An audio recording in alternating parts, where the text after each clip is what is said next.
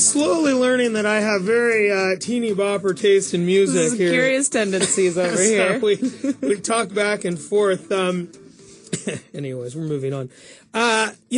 Again, finding the right people to work with is such a key element, and it makes things easier for you because, well, that means you find somebody who gets to guide you. And when you start looking at real estate agents, you could find people with all sorts of levels of experience. Scott Anderson joins us, who represents buyers and sellers specializing in residential condos, investment properties, new construction, and vacant land. And he's also successfully negotiated over 1,000 transactions. And coming with that, I mean, almost 30 years of local market experience. Hello, Scott. How are you? I'm doing great. Thanks, Ben. Good. Yeah. Well, I'm glad you could make it and could chat with us because, when we start talking about a good guide to help you accomplish something and something as big as buying a piece of real estate, well, certainly your track record would ring to the tone that would be an experienced real estate agent. Well, thank you. Yeah, I try my best to help people out, whether it's buying homes or selling. Today's market can be a little bit challenging with our inventory situation. Currently, there are about 40% fewer homes on the market today than June of last year. So buyers are having a challenge right now finding homes. We've talked a lot about inventory on this show, and it seems that it's not changing. It's been a few months now, even that we've had these low inventory numbers, and it's so different than a year ago. Yeah, you're right. There's a little bit of push of inventory in the spring, but there's just so much demand out there. We've got a real healthy economy here locally, and interest rates are super low, and I think people have pretty much feel that we've kind of hit the bottom of the market, and they're active out there. So, yeah, it's again, I think eventually we'll see a little more inventory in the market. It's pretty much all about liquidity, as more money comes in the market and there are more funds available for buyers to buy and sellers to buy other homes, then they'll start putting their homes on the market and moving. Why do you think there's so much less inventory right now? Is it just because of that liquidity, or are there other reasons? There's other reasons. All the home owners that bought over the last 10 years, obviously, we've had a downtrending market where they've lost equity. So they're either underwater on their mortgage or they owe, meaning that they owe more on their home than it's worth. And they just can't make the move. Typically, we make our second move up with increased equity through appreciation. And the market's depreciated over the last 4 years. So they just can't do it. I mean, now we're just trying to get back to ground zero. Absolutely. And those that are great savers, that got a little head start, ground zero, maybe a couple more years away. And then I guess when we start looking at sellers, why are sellers potentially going to come on and just go, well, you know what? I think I want to get this much for it. And are people coming on and just overpricing their house to see if they can get it? It's, because the market is increasing right now, that's a little more of a challenge. The comparables that have recently sold are historic, and they're behind the curve. And if we're going up on the curve, some may take that chance. A good agent can feel out that market situation and kind of know where that current local market's heading. Is it up? Is it down? Is it flat? Make the call and help consult with the seller on what best to do. It's really in my opinion, it's a 30-day market. So if you're not getting... What does that mean, a 30-day market? Well, when you're in an inventory shorted market, there's obviously more demand than there is supply. So more buyers than there are homes for sale. So if you're not selling within 2, 3, 4 weeks, you're probably priced too high, and you may end up selling for less than what you could have originally got, because there's enough demand out there to sell your home within a short period of time in this type of market. And so when you say that 30-day market, it's almost, if you don't sell it that quick, it almost goes stale. It goes stale. You've the pool of buyers that are out there that are educated, motivated, ready to roll have passed on it. They've seen it. That perceived value isn't there. Perceived value, condition, location, and price. So it sounds like, I mean, when you talk about the price, really you're talking about the ability for somebody to sell their house for enough money to actually buy the next one. Yeah. That's kind of where the lockup is.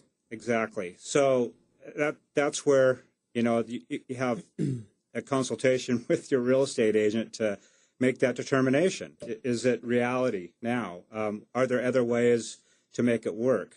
Are they currently in a high interest rate loan? And if they make a sale and a purchase with today's lower rates, it might be doable. So the lower interest rates, coming from the mortgage business, is something that's incredible right now, that people get hung up sometimes on the price without realizing what that really means for the affordability of the home over time. Do you see that often? Yeah, I do.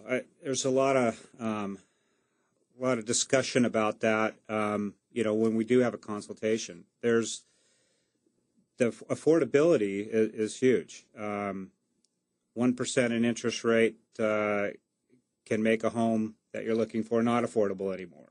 So it's really, we feel it's a great time to make a move. Affordability is extremely high. And, you talked a little bit before, but, when you're consulting with buyers and sellers, this really goes back to kind of what their goals and time frame are. I mean, is that a big piece of it? I mean, if things are affordable now, I guess that's one in the pro column. They might not get what they want. It's kind of one in the negative column. But, I mean, you must do a lot with helping them understand what their goals are so that they can... For sure, yeah. And, a lot of people think they may want to hold off for prices to increase where, your time is valuable. As time moves on, you want to accomplish your goals. And where are prices going to go? Will they stay flat for 5 years and you're going to hang on and not do what you want to do in life? So, yeah, it's important to set. Scott, if I knew what prices we're going to do in 5 years, we would not be having this conversation. I would be proud of myself by sitting at a beach in Hawaii. We're here with Scott Anderson, managing broker with Windermere Real Estate, discussing the lack of inventory and what people are doing to make decisions for themselves, whether they're going to buy or sell their house right now. You talk about that time being limited. And I think that is something that is kind of coming back into the forefront. People want to live in the home they want, maybe spend time with their kids in the home they want, where 8 years ago it really was, well, this will be the best investment. And there's that kind of transition of, life choice versus, just going after an investment. For sure. Yeah. I have that conversation often. And the home, because of really what's happened the last 4 years, can't really be, or it's not considered as an investment as much as it was before. The pride of ownership, having your own castle, walking through your own front door, raising your family there, all the fun and joy you can have in your home far outweighs the investment. There's investments too, and that's another side. There's plenty of investors out there, and there's plenty of them that make sense too, especially since recently, with the decreased values in the marketplace. So, how do you coach somebody, whether if they're really valuing their time and buying that house versus, they're concerned about not making a good investment? What advice do you have for them? Well, it used to be, the move was every 5 to 7 years, but that's gone out the window. Maybe that's every 10 to 15 years now. Right. We're not going to hit that 5% per year appreciation rate like we were, in the past decade. It may be 2 or 3 or -1 or whatever, but or 10.5 according to the Seattle Times a few months ago. But hey, who's looking after that and keeping track? For sure. Well, the pendulum swings and the spring, unloads off the bottom. That's the way it goes. Yeah. The spring really got hot, and then I think the other thing about things getting hot at that time, and you mentioned it earlier, was you had that $8,000 home buyer credit. and then when it ended, so you had so many buyers that kind of got sucked into this vacuum of buying before maybe they were ready. And now it's taking a little bit more time to backfill, I guess, those orders, for lack of a better term. Sure. Yeah. The first-time buyer group, there was a void after they went through after the tax credit expired. But it came back again. I mean, FHA 3% down was the only game in town. And the first-time buyers hadn't got stung, with a loss of equity. They were still rather mobile and they were nimble and they could make the purchase. So that market really never fell apart. They also were there to suck up all the distressed inventory that was coming to market. And so now, after all this, now that we've seen some appreciation, there might be some going up, some going down in the future. Why does it make sense to put your home on the market right now?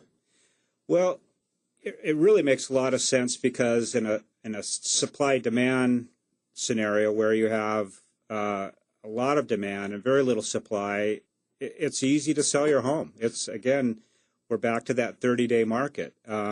There's plenty of buyers out there looking right now in the marketplace, and homes are selling at a pretty fast pace. There's really no better time, in my opinion, if you want to make some plans to move or move on or make a move up. You're trading within the same market too.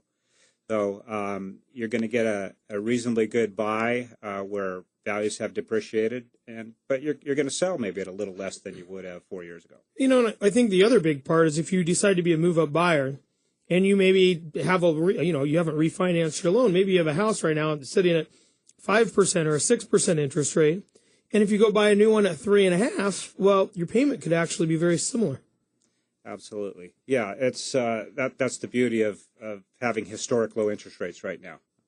We're in the mid threes, I think, for conventional money. It's incredible. Yeah, it is. We see it a lot. Again, we're here with Scott Anderson, managing broker with Windermere Real Estate. Scott, so you talk about there's a lack of supply, historical low interest rates.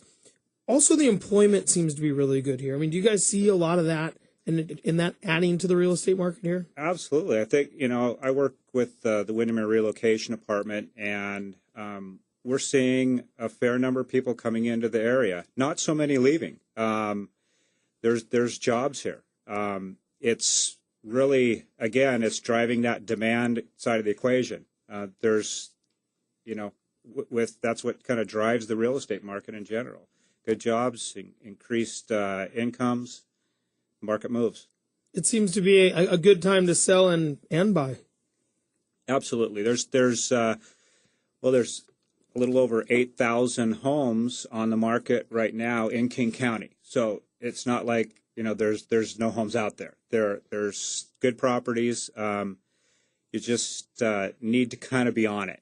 An agent that's out there looking on a daily basis and is dialed in, and your ability to get out there and take a look at homes and be educated so you can pull the trigger on something when you find something that you like. And you say the number 8,000. Is that number? It seems like a lot, but King County is such a big area. I mean, most people are probably a little bit more dialed in. And I know we've talked on this show about like Queen Anne, and there's like no houses for sale in Queen Anne, and so there's part of that sounds like, oh yeah, there's 8,000 houses, go find one, but there might be 10 in the neighborhood you're looking at. So I guess that location piece becomes a huge part of this again. For sure, yeah, and every neighborhood's different. There's neighborhoods that have extremely high demand and low supply. Queen Anne, Green Lake, Wallingford, Fremont, Ballard, the core neighborhoods in the metropolitan area, Capitol Hill, all are, undersupplied right now. But there's still homes coming up there. There's probably the neighborhood of 30 to 40 in those neighborhoods a day coming on the market. Which is, that's a lot of houses. Yeah, and unless you have 200 or 300 buyers looking for them.